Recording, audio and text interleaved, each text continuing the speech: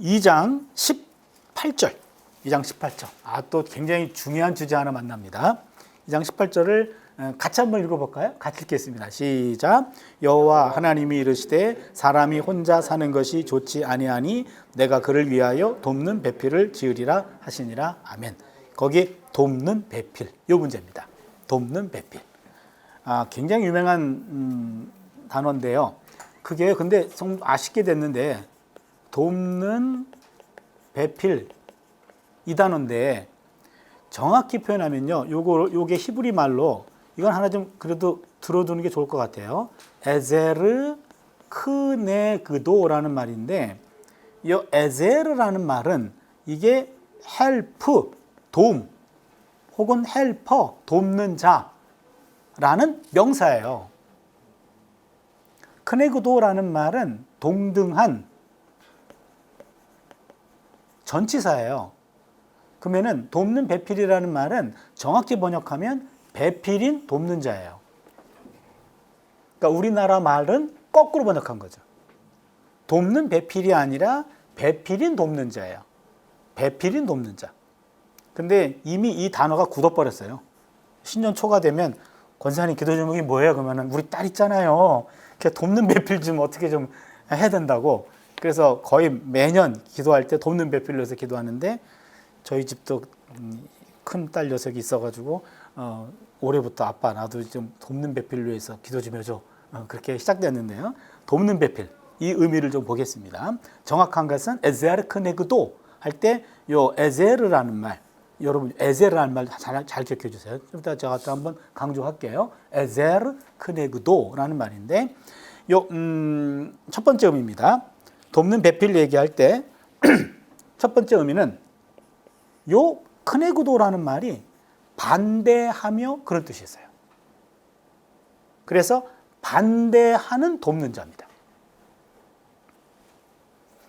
남녀 사이가 반대하는 돕는 자, 그래서 돕는 반대자,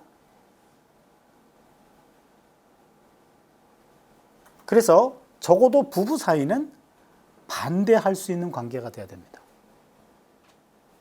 예를 들어서 어떤 남자가 남편이 뭔가 사업을 시작하려고 그래요. 근데 누가 봐도 그건 안 될 일이요. 근데 미쳤어. 필이 꽂혔어. 반대했다가는 그 사람하고 관계가 틀어져. 내 친구예요. 어떡합니까? 친구 관계를 유지하려고 그래 한번 해봐 그랬어요. 아니라 다를까 망했어요. 그럼 안 됐네. 이러면 되지. 네가 하라 그랬잖아. 책임 없어요. 그렇죠? 근데 남편이 미쳤어. 근데 아내가 이걸 반대했다가는 관계가 틀어질 것 같아. 그래가지고 해보세요. 했어. 망했어. 안 됐네요. 그럼 되나요? 그 부분은?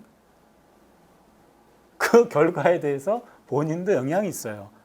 그러기에 남들은 노 못해도 아내는 노 해야 됩니다. 서로 노 할 수 있는 사이가 돕는 배필이라는 얘기죠. 반대하는 돕는 자입니다. 누구도 노 할 수 없는 관계 속에서 노 할 수 있는 관계가 그게 부부 사이입니다. 그게 가장 건강한 관계죠. 한 50년 산 노부부가 한번 TV에 나온 적이 있는데, 할아버지가 이 할망구는 나한테 지난 50년 동안 한 번도 노한 적이 없어. 아내랑 산 게 아니죠. 여종하고 산 거죠. 여종. 노예랑 산 겁니다. 그래서 부부 사이의 건전한 관계는 노할 수 있는 관계.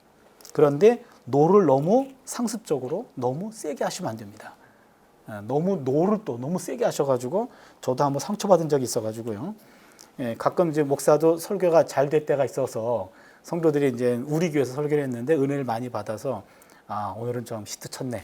그럼 집에 갈 때 운전할 때 아내한테 그러면 아내가 한마디 해주면 좋을 것 같은데 오늘은 설교가 짱이야. 이러면 얼마나 기분이 좋을까요? 아무 얘기도 안 해가지고 이 얘기 저에게 하다가 혹시 뭐 설교에 대해서 할 얘기 없어? 그랬더니 왜? 그랬더니 당신이 이렇게 좀 이렇게 피드백을 해줘야 내가 좀 고치지 않아? 그랬더니 뭐 별로 할 거 없어. 그래서 오늘은 좀 할 거 있을 것 같은데. 그래서 그러면 한마디 해도 돼? 해. 그랬더니 그게 설교야? 그런 거예요. 남들은 다 좋다고 그러고 나도 오늘은 괜찮게 기분이 괜찮은데 당신이 맨날 똑같은 설교하고 맨날 주제도 비슷하고 좀 사회학도 읽어라, 심리도 읽어라, 철학도 읽어라, 무슨 뭐 소설도 읽어라. 그러니까 내가 읽고 싶겠습니까? 운전하다가 사고 날 뻔했어요. 급히. 그 충격 때문에 한 달 정도 설교를 못했어요. 그 충격은 그게 설교야 그 말. 그 워딩을 똑같이 제가 그 워딩이 정확히 맞는지는 모르겠습니다만 저한테 그렇게 다가왔어요. 그래서 저한테 트라우마가 생겨가지고 내 아내가 있으면 설교를 못해요. 그래서 안 보고 하든지 이렇게 안 보고 하든지 오늘은 내가 설교하는데 안 오면 안 되겠니? 뭐 그렇게 한다든지. 그래서 반대하는 것도 조금 지혜롭게 하는 게 그 에베소서에 나오는데요. 에베소서 4장 15절에 사랑으로 진리를 말하는 법을 봐야 됩니다. 현재 에베소서 4장 15절은 그런 번역은 안 나와 있는데 새 번역으로 보면 사랑으로 진리를 말하는 법. 그래서 노 할 때는 더 많이 기도해야 돼요. 분위기도 봐야 되고. 그래서 기분 나쁘지 않게 사랑으로 진리를 말하는 법을 배우자. 그래서 분명히 노인데 기분 나쁘지 않고 사랑과 애정이 담겨 있는 그런 노를 할 수 있는 관계. 이게 부부관계입니다. 두 번째는요. 요 크네그도라는 말은 거울에 비춰진 자기 모습이에요. 크네그도는. 그렇게 되면 무슨 말입니까? 동등한이란 말이에요. 동등할 정도가 아니라 똑같다는 말이에요. 여러분 거울 보고 너 왜 이렇게 나보다 못생기니? 그럼 그 사람 정신 나간 사람이에요. 거울 보는 모습은 지 모습이에요. 내 모습이에요. 그러니까 부부 사이는 서로 동등한 말 그대로 거울에 비춰진 자기입니다. 거울에 비춰진 자기입니다. 그래서 둘 다 똑같기 때문에 하나님이 짝을 줘준 겁니다. 남자를 중심으로 본다면 하나님은 남자 위에서 도와주고 모든 자연과 피조물들은 아래서 남자를 도와주고 아내는 옆에서 도와주는 겁니다. 서로 동등한 관계입니다. 요즘은 이제 그런 아내분들은 많지 않은데 집에만 계시는 아내분들이 계시잖아요. 남편이 직장 생활하고 가끔 집에만 있는 아내한테 당신의 외모가 왜 그 모양이냐라고 외모를 탓할 때가 있어요. 그때 그러면 아내들이 그런 얘기 들으면은 이렇게 반응하시면 돼요. 내가 아무 말도 안 하려고 그랬는데 당신이 그러니까 내가 한마디 하겠는데 아내 얼굴은 남편의 능력이래. 네. 내가 그렇게밖에 안 보이냐? 네 능력이 그거밖에 안 되는 거거든. 그냥 그런 거죠. 그래서 부부 사이는 거울에 비춰진 자기 모습이다. 이게 크네고도 의미의 두 번째 의미예요. 크네고도는 첫 번째 반대하는, 두 번째는 거울에 비춰진. 세 번째는요. 요 에제르에 초점을 두는 건데 요 에제르라는 말은요. 신적인 도움입니다. 신적 도움. 여기요. 요 에제르라는 말 아까 헬퍼라 그랬죠. 인간적 도움이 아니라 하나님의 도움을 가리킬 때 쓰는 단어가 에젤이에요. 그래서 나의 도움이 어디서 올고 천지를 지으신 하나님으로부터 온다 할 때 그 에젤입니다. 그래서 에젤이라는 말은요. 여러분 엘리에셀 기억하시나요? 아브라함의 몸종 엘리에셀. 엘리에셀이라는 말은 엘은 하나님, 리는 나의라는 말이고 에젤이라는 말이에요. My God is helper. 나의 하나님은 도움이시다. 이 말이에요. 그러면은 돕는 배필에서 이 에제르라는 말은 하나님의 도움을 가리켜요.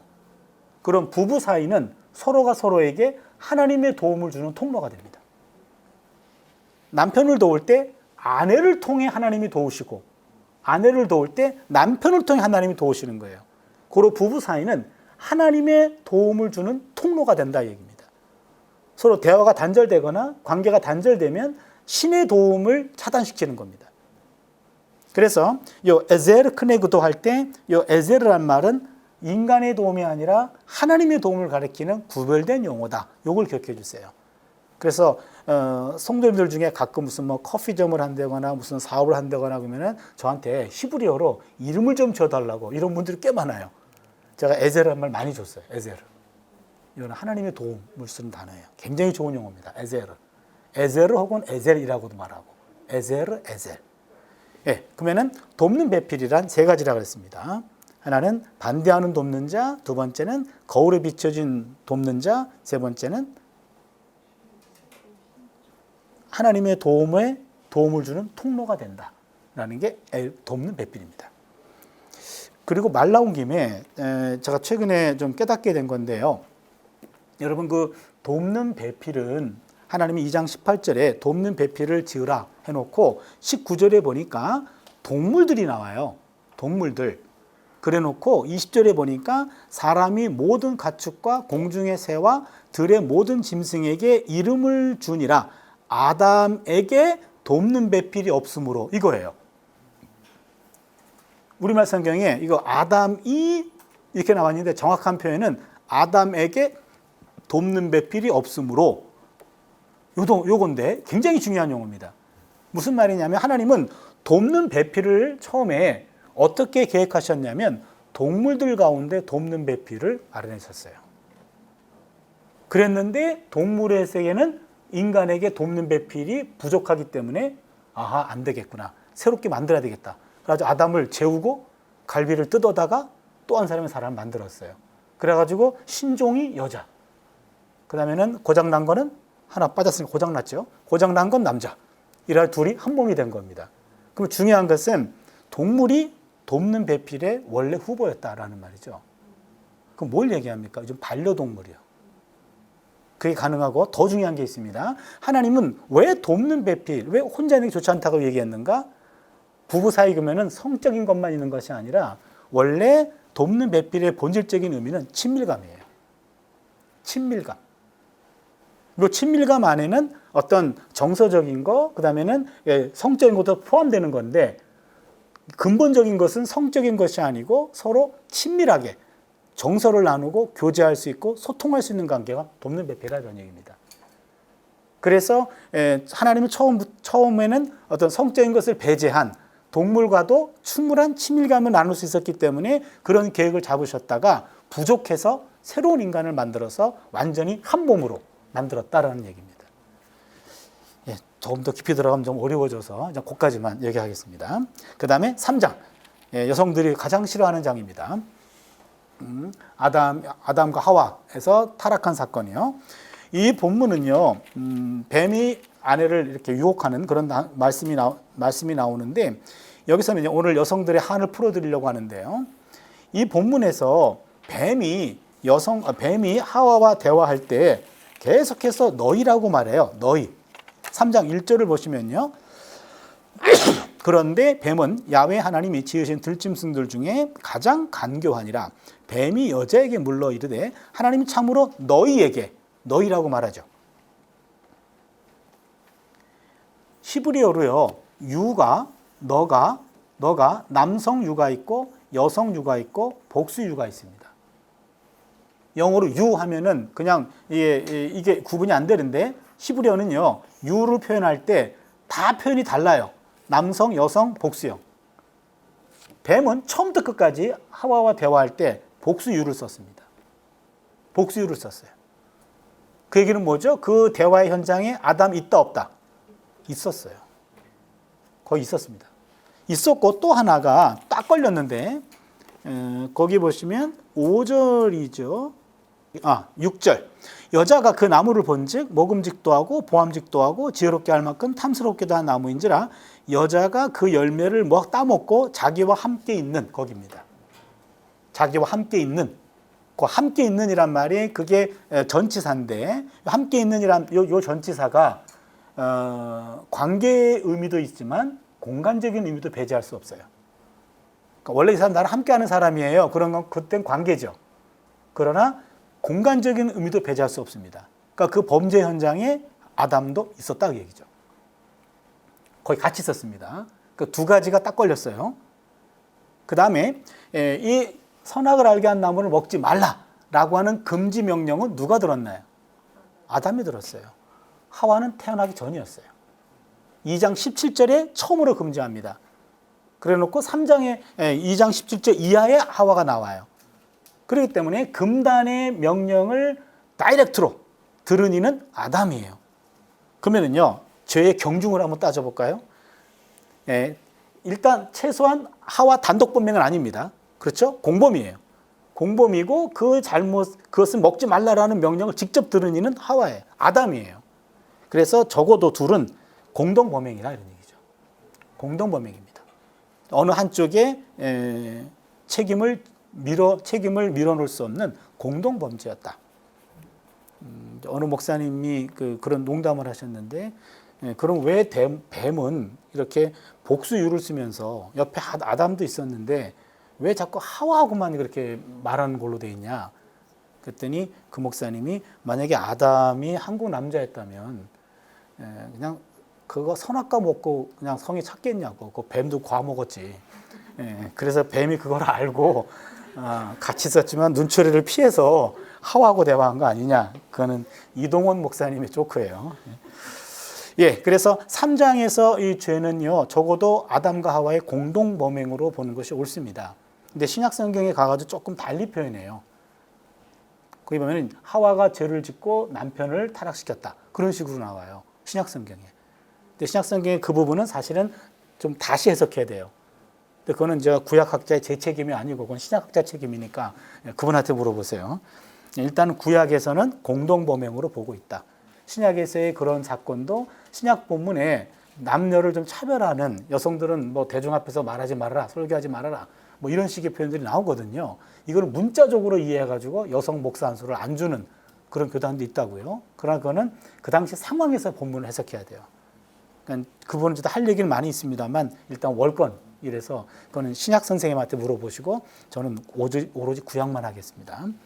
예, 그 다음에 창세기 3장에 와가지고 타락하는데요. 여러분 성경이 상당히 재밌는데 창세기 1장과 2장은요. 요게 낙원에서의 이야기입니다. 낙원. 그런데 창세기 3장에서 타락해요. 그래놓고 요한계시록 20장까지가 낙원에서 추방당한 사람들의 이야기 실낙원입니다. 그래놓고 맨 마지막에 요한계시록 21장에서 22장 이게 맨 마지막이거든요. 이때는 내가 새하늘과 새 땅을 본다. 그런 표현이 나와요. 이걸 우리는 복낙원이라고 말합니다. 이렇게 세 수로 나눕니다. 성경을 크게 보면 맨 앞에 있는 2장 에덴에서의 이야기, 낙원 이야기입니다. 3장부터 타락해가지고 구약 전체 요한계시록 20장 맨 마지막까지 낙원을 잃어버린 사람들의 이야기, 실낙원이에요. 맨 마지막 두 장이 바로 복낙원입니다. 그래서 우리는 어디 있냐면은 여기에 있죠. 실낙원에. 그러니까 우리는 잃어버린 낙원을 다시 회복하는 이 신앙의 여정을 살아가는 게 우리의 인생입니다. 여기에서 지금 실낙원에서 네 가지 관계가 파괴가 돼요. 나라고 하는 인간은 하나님과 관계를 맺고 있었고, 그 다음에 자기 자신과 관계를 맺고 있었고, 그 다음에 타인과 관계를 맺고 있고, 그 다음에 자연과 관계를 맺고 있었어요. 창세기 1장과 2장에서. 그런데 창세기 1장과 2장에서는 이것이 온전한 관계였는데 3장에서 인간이 하나님께 불순종하자 이 관계가 깨졌습니다. 그래서 인간이 하나님의 얼굴을 피해 다녀요. 인간과 하나님의 관계가 깨졌고 깨지자마자 맨 처음 한 행동은 인간이 자신을 부끄러워합니다. 자기를 가려요. 그래서 본래적인 자아와 자기의 관계도 깨졌습니다. 자존감의 상실이죠. 자아 존중감이 없어졌어요. 내가 나를 부끄러워해요. 난 나쁜 놈이네. 난 부족한 사람이네. 이런 자기 열등감, 자기 분열, 자기 노이로제, 불안감 이게 다 여기서 온 거죠. 그러자 하나님이 아담에게 와가지고 너 왜 그러니? 라고 묻습니다. 그랬더니 3장 12절이죠. 창세기 당신이 주신 이 여자가 내게 주므로 내가 먹었나이다. 최소한 책임을 두 번 밀었죠. 당신이 만들었잖아. 나 자고 있는 사이에 그것도. 그렇죠? 여러분 그 아담이 잤을 때 만들었다는 것도 굉장히 중요한 의미가 있어요. 여러분 어떤 분은 난 잘 때 어버가도 몰라 그런 사람 있죠. 그러다 아마 갈비 뜯으면 깰걸. 그렇죠? 이게 아담의 잠은 히브리 말로 타르고마 그래가지고 일종의 코마 상태예요. 코마. 완전 기절. 이건 의도가 있습니다. 만약에 아담이 조금 깨서 통증을 느꼈다면 하와에 대한 권리가 생겨요. 내가 너 만들 때 말이야 얼마나 힘들었는 줄 알아? 내가 참았기 때문에 너 나온 거야. 이런 건데 아무런 의의가 없어요. 완전 기절이에요. 그냥 기절했다가 깼더니 뭐 하나가 생긴 거예요. 그래서 하나님의 창조 사역은 인간이 목격조차 할 수 없습니다. 인간의 공로가 없어요. 그건 신비입니다. 그 상태인데 그래서 아무튼 하나님 만들었잖아요. 그 다음에 이 여자가 날 줬거든요. 그러니까 1차 책임은 하나님, 2차는 하와. 그래도 책임이 있다면 그건 내가 책임을 감수하겠습니다. 아주 비겁한 거죠. 그래서 타인과 관계도 깨지죠. 타인이라 그래봤자 부부 사이인데 이 관계도 깨집니다. 책임을 전가해요. 그랬더니 이제 하와도 책임을 뱀에게 전가하죠. 그러면서 인간과 자연의 관계가 깨져버립니다. 이 모든 관계가 다 깨졌어요. 이게 창세기 3장입니다. 그렇다면 이게 타락이에요. 여기서 요 1, 2장은 요 사중 관계가 온전한 거, 요게 낙원. 요게 낙원입니다. 그랬다가 요 사중 관계가 파괴된 게 신낙원이에요. 사중 관계가 회복되는 게 복낙원입니다.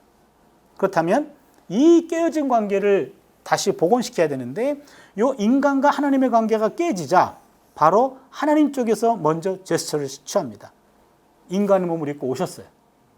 우리가 알고 있는 예수시죠. 예수를 통해 인간과 하나님의 관계가 회복이 됩니다. 우리 이것을 뭐라고 얘기하냐면 이거를 영원 구원이라고 표현합니다. 영적 구원이죠. 그리고 나서 나 자신과 화해가 돼요. 왜냐하면 나라고 하는 존재는 하나님이 당신의 아들 예수 그리스도를 포기하면서까지 살려둘 만한 가치가 있는 사람이라는 거죠. 그동안은 남들과 비교했을 때는 학력도 명예도 권력도 모두 다 처져 자존감이 사라졌어요. 그러나 모든 관계를 다 뒤로 하고 오직 하나님 한 분만으로 봤을 때 하나님에게 비춰진 내 모습은 나는 귀한 존재라는 걸 깨닫게 됐다는 얘기죠. 그래서 나와 관계가 이걸 내적 구원이라고 표현합니다. 내적 구원. 자존감이 회복된 겁니다. 이제는 나 같은 존재는 나 하나로 그냥 끝나는 거예요. 자존감의 회복이죠. 최고가 아니어도 괜찮아요. 하나님 눈에는 특별한 존재라는 얘기죠. 돈이 없어도 주목받지 못해도 최고가 아니어도 우리 모두는 그냥 존재 자체로 특별한 존재다라는 얘기죠. 그 특별함을 깨닫고 인생의 주인공이 되면 행복도 찾아오는 겁니다. 남들과 비교했을 때 우린 자존감을 상실해요, 사실은. 우리나라 사람 치고 어느 누구도 학력에 대한 컴플렉스 없는 사람이 없어요. 이건 모두를 다 그냥 불행하게 만드는 거죠. 그래서 그 모든 컴플렉스부터 벗어나는 것은 하나님과의 관계에 있어서 나를 다시 보는 겁니다. 그러면 당신은 사랑받기 위해 태어난 사람. 맞는 말이거든요. 그 노래 누가 작사했는지 아시나요? 작곡? 우리 한 세대 제자가 있어요. 94학번이 했는데 그 친구는 그거 가지고 평생 편안하게 살더라고요. 불교에서도 뭐 한대요. 그러면은 따박따박 그게 적립이 돼가지고 지금도 이렇게 통장에 돈이 들어온다고요. 매달. 그래서 말 만나면 항상 밥 사주는 제자예요. 그 다음에 그렇게 되고 나니까 타인과의 관계가 이제는 부드러워지죠. 부드러워져서 이것은요, 사회구원이라고 말합니다. 그리고 나서 자연과의 관계도 하나가 됩니다. 이거는 자연구원이라고 말합니다. 한번 보세요. 지금요, 성경에서 말하는 구원이란 우리는 단순히 영원 구원으로만 생각할 때가 많아요. 영원 구원. 그러나 성경이 말하는 구원은 내적 영혼의 구원, 영적 구원이죠. 영적 구원뿐만 아니라 내적 구원으로 가야 되고 그 다음에 이것이 사회 구원까지 가고 타인과의 관계. 사회가 함께 구원받아야지 우리가 구원받는 거죠. 여러분 코로나 문제가 우리나라만 해결한다고 끝나는 게 아니잖아요. 우리가 별로 안 좋아하는 일본 가까이 있잖아요. 거기도 해결돼야 우리도 해결되는 거예요. 전 세계가 공동과제예요. 나 하나 산다고 사는 게 아니라고요, 사실은. 다 연결돼 있단 말이죠. 그래서 함께 살아야 돼요. 자연도 마찬가지고요. 자연이 죽으면 인간 자연이 죽어요. 자연이 살아 인간도 자연이 살아요. 함께 살아야 되는 거죠. 그렇다면은 성경이 말하는 이런 구원들은요, 먼저 영적 구원, 영적 구원, 인간과 하나님의 관계가 깨지자 다 깨졌어요. 도미노 현상 같이. 그러기에 이것을 원상태로 하려면은 가장 중요한 게 여기입니다. 이게 해결돼야 돼요. 그래서 영적 구원, 영혼 구원을 강조하는 겁니다. 그러나 그건 구원의 시작이지 완성이 아니에요. 이것이 시작이 돼서 여기까지 내려가야 됩니다. 그래서 제가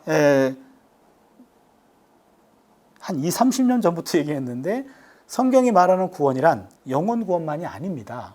생명 구원입니다. 요걸로 바꾸자고 그렇게 얘기하는데도 말 되게 안 들어요. 영적 생명 구원, 내적 생명 구원, 사회 생명 구원, 자연 생명 구원이에요. 그러니까 하나님의 구원 사역은 이 땅에 있는 모든 피조물들의 모든 존재와 모든 살아있는 것들의 생명을 구원하기 위함입니다. 그래서 하나님이 만들어 놓은 모든 작품들의 원래성을 회복하는 것, 그 생명의 근원 되시는 그 하나님이 주신 그 생명을 본래 회복하는 것. 그래서 성경이 말하는 구원이란 온 생명 회복 프로젝트예요. 그래서 교회에서 말하는 구원이란 영혼 구원을 통해서 개개인의 내적 구원과 사회 구원과 자연 구원까지 가야 되는 것. 이게 바로 성경이 말하는 구원 개념입니다. 그리고 교회가 희망입니다라는 것은 영혼 구원을 통해서 여기까지 내려가기 때문에 희망이 되는 거예요. 그러니까 우리가 지금 여기까지를 못 내려가기 때문에 지금 문제가 있는 거죠. 그러니까 우리 구원을 여기서만 끝난다는 것은 구원의 시작이지 구원의 완성은 아니다. 성경이 말하는 구원은 온전한 구원입니다. 예수님의 보혈은 우리의 영혼만 적신 것이 아니라 이 우주에 있는 모든 생명들을 다 적신 겁니다. 우주의 모든 생명을 다 적신 거예요. 그러니까 예수의 생명 사역은 굉장히 우주적 사건이지 한 개인에게만 국한된 사건은 아니다라는 얘기입니다. 오늘날 우리 한국교회가 바로 이 생명구원이라는 요거에 조금 더 포커스를 맞추면 좋겠어요. 그래서 교회 초청화도 중요하고 개개인의 생명도 생활도 구원받아야 되고 사회도 구원받아야 되고 자연까지도 구원받아야 된다. 요거를 좀 강조하고 싶고요. 하나만 더 추가한다면은 좀 더 답답한 일이 하나 생겨가지고 그런데요. 3장에 보시면 3장 16절에 또 여자가 이르되 내가 네게 임신하는 고통을 크게 더하리니 네가 수고하고 자식을 낳을 것이며 너는 남편을 원하고 남편은 너를 다스릴 것이니 하시고 아담에게 이르시되 네가 내 아내의 말을 듣고 내가 네게 먹지 말라 한 나무의 열매를 먹었은즉 땅은 너로 말미암아 저주를 받고 너는 내 평생 수고하여야 그 소산을 먹으리라. 잘 들으세요, 여러분. 여기서 오해하는 분들이 있어서 그런데요. 먼저 이 16절 이하는 타락하고 난 다음에 하나의 벌받은 상황이에요. 그렇잖아요. 모든 관계가 왜곡돼가지고 어떻게 되냐면은 여자는 자녀를 낳을 때 고통이 더 심해졌어요. 그러니까 원래 생명을 낳는 그 고통은 원래 있긴 있었지만 오늘날 같이 우리가 리얼 진통 느끼는 그만큼의 고통은 아니었다 이 말이죠. 그거는 타락하고 난 다음에 그렇게 된 거예요. 그리고 남편이 아내를 다스리는 것도 이것도 타락한 현상입니다. 원래 다스림의 관계가 아니라 그랬죠. 그렇죠? 하나님과 관계가 깨지자 인간 사이에 그런 관계가 들어온 겁니다. 그러게 원래 구원의 상태는 남녀 관계가 동등한 관계로 올려놓는 게 구원이에요.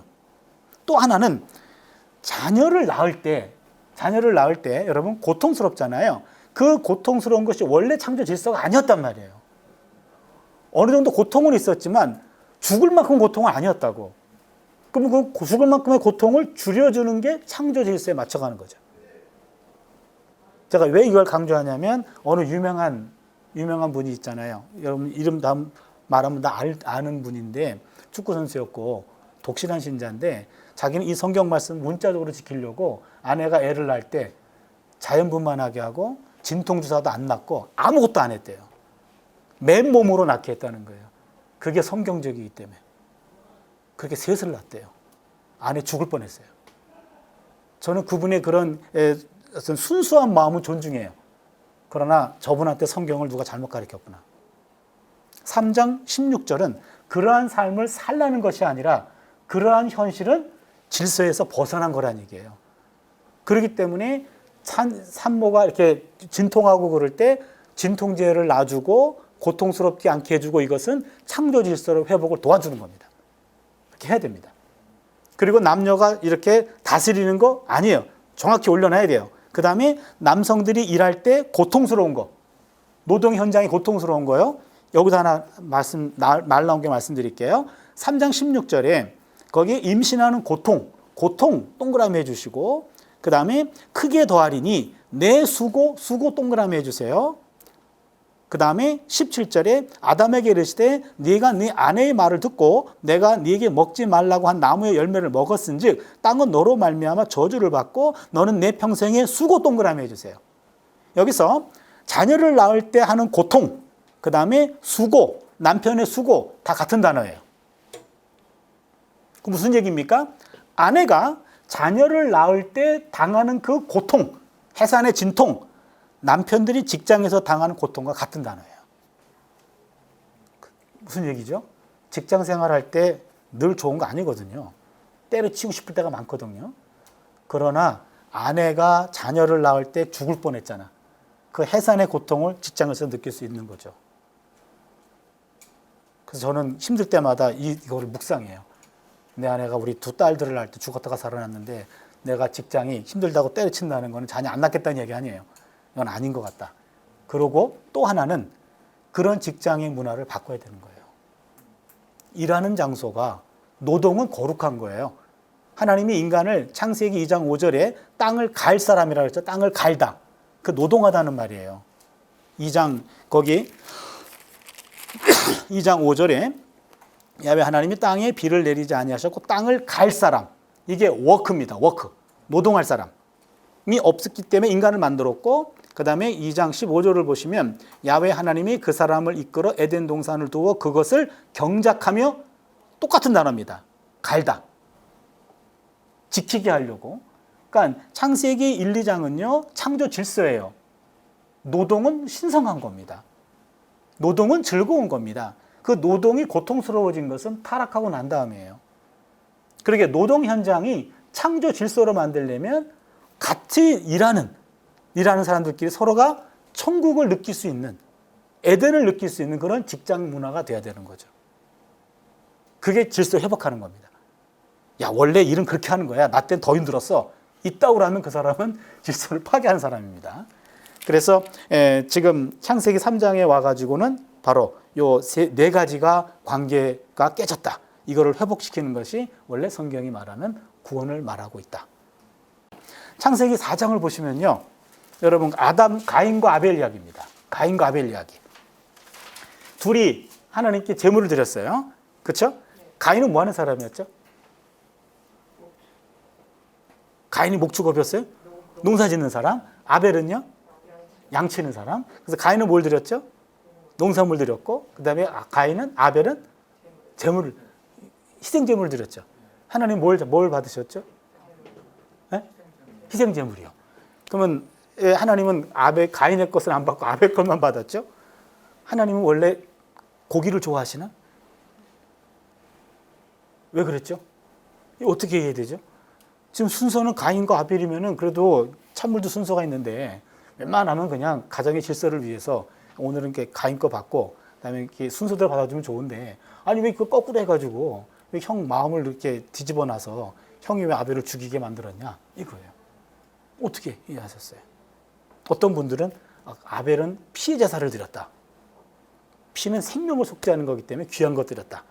이렇게 말하는 분도 있는데 뭐 하나님은 피를 좋아하시나요? 드라큘라인가요? 하나님이? 신약의 해석에 따르면은 아벨은 믿음으로 드렸다. 그런 말이 나와요. 히브리서에 보면은 그거는 억셉할 수 있어요.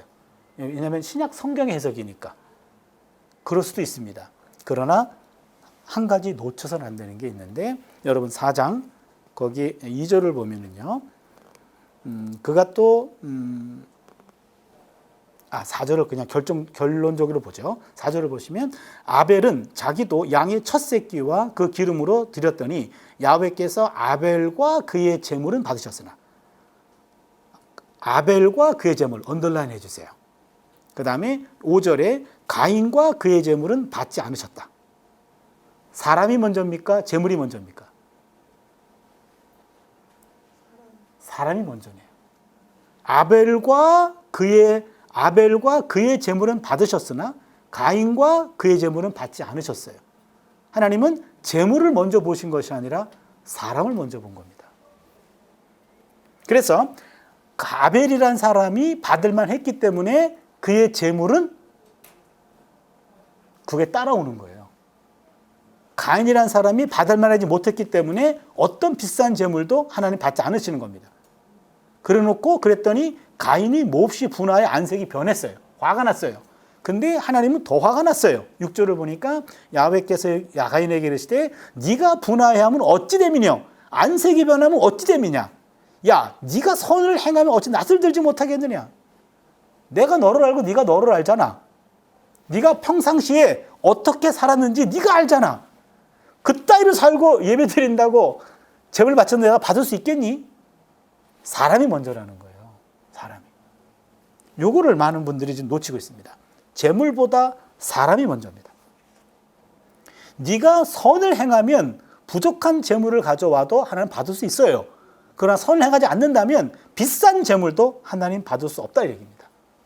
하나님은 일상의 모습을 주목하고 계신 거죠. 예배 때의 모습이 아니라 예배 이전의 삶을 먼저 보십니다. 예배는 가시적인 성소에서만 시작되는 것이 아니라 일상에서는 이미 예배가 시작이 된 겁니다. 삶의 예배는 제물 예배보다 선행되는 겁니다. 첫 번째 포인트고, 그 다음에 하나님이 거기 구절을 보시면요, 야훼께서 가인에게 이르시되 내 아우 아벨이 어디 있느냐라고 묻습니다. 이게 또 기가 막힌 질문인데요. 지금 하나님은 가인이 한 짓을 알고 있어요. 그런데 와서 질문하십니다. 회개할 수 있는 기회를 주시는 거예요. 근데 내가 내 아우를 지키는 자입니까? 라고 책임을 회피합니다. 그러면요, 여기 여러분 우리가 지금 오늘 1장부터 여기까지 왔는데 성경 전체에서 특별히 1장부터 11장까지는요 인류의 역사예요. 인류의 역사. 12장부터 아브라함부터 가족사가 나오고 출애굽기 1장부터 이스라엘 민족 역사가 나와요. 성경은 크게 보면 창세기 1장 11장은 인류 역사입니다. 그 다음에 창세기 12장부터는 아브라함 가족사예요. 출애굽기 1장부터는 민족 역사가 됩니다. 그런다면 원역사는 인류의 역사입니다. 원역사에서 하나님이 인간에게 딱 두 가지만 질문하셨어요. 첫 번째, 창세기 3장 9절. 아담아, 내가 어디에 있느냐? 창세기 4장 9절. 가인아, 내 아우 아벨이 어디에 있느냐? 두 가지입니다. 첫 번째, 아담아, 내가 어디에 있느냐라는 것은 아담이 하나님께 불순종하고 피해 다니자 하나님 찾아가셨어요. 그것도 회개할 기회를 준 겁니다. 근데 그것을 책임을 회피한 거죠. 아담아, 내가 어디에 있느냐라는 질문은 아담이 지금 너 어디 사니? 그걸 묻는 것이 아니라 하나님과의 관계를 묻는 거죠. 너 늘 나와 함께 대화하고 시간을 나누고 함께 있었는데 왜 언제부터 내 얼굴을 피해 다니니? 너 왜 그러니? 너 지금 나랑 어떤 관계에 있니? 하나님과의 관계를 묻는 질문이고, 창세기 4장 9절은 내 아우 아벨이 어디 있느냐라는 말은 아우에 대한 책임을 묻는 거죠. 아우에 대한 책임. 구약성경에서 형과 아우는요, 형은 아우에 비해서 2배의 상속권이 있었잖아요. 그렇죠. 그거는요, 이렇게 이해하시면 돼요. 만약에 부모가 자녀에게 유산을 남길 때 자녀가 둘이 있어요. 둘이 있으면 유산을 셋으로 나눠. 그래 놓고 2개는 맏아들을 주고 1개를 둘째를 주는 거예요. 이게 2배입니다. 2배. 그래서 여러분, 엘리사가 엘리야에게 내가 내게 뭘 해주길 원하느냐? 선생님의 영감의 2배를 요구하죠. 그렇죠? 영감의 2배를 요구합니다. 그거는 엘리야 선생님의 영감이 이만큼 있다면은 그거의 2배를 주세요. 만약에 내 제자가 내가 내게 뭘 해주길 원하느냐? 교수님의 지적 능력의 2배를 주세요. 2배로 패고 갈 거예요. 그러면요. 그거는 2배 달라는 얘기가 아니라 남들보다 2배를 달라 얘기죠. 수제자입니다. 수제자. 그 얘기고, 이것도 마찬가지입니다. 2배를 주게 돼 있어요. 그러니까는 야곱과 에서가 있잖아요. 그렇죠? 근데 왜 둘이 그렇게 배에서부터 서로 발끄덩이를 잡고 빨리 나오려고 그랬냐면 1초라도 빨리 나오면요 2가지 차별적 우대권이 있어요. 축복권과 상속권이에요. 상속은 2배가 되고 축복권이 있어요. 너무나 차별화된 거죠. 그러면은 형에게 이렇게 몰아준다면 아우에게 대한 형의 책임이 있다는 얘기입니다. 그만큼 더 준 것은 네 아우가 필요할 때 조금 나눠, 그 얘기예요. 이것은 가인은 아벨에 대한 책임이 있어요. 책임을 회피한 겁니다. 사회적 책임을 얘기한 거죠.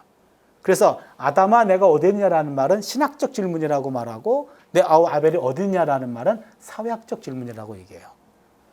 이 2가지 질문은요, 우리가 마지막 하나님 앞에 섰을 때 우리에게 이 2가지 질문이 다시 주어질 겁니다. 넌 나랑 어떤 관계에 있니? 너는 내 이웃과 어떤 관계에 있니? 여러분, 성경이 말하는 가장 중요한 율법 정신 2가지죠. 하나님 사랑과 이웃 사랑. 이 두 가지입니다.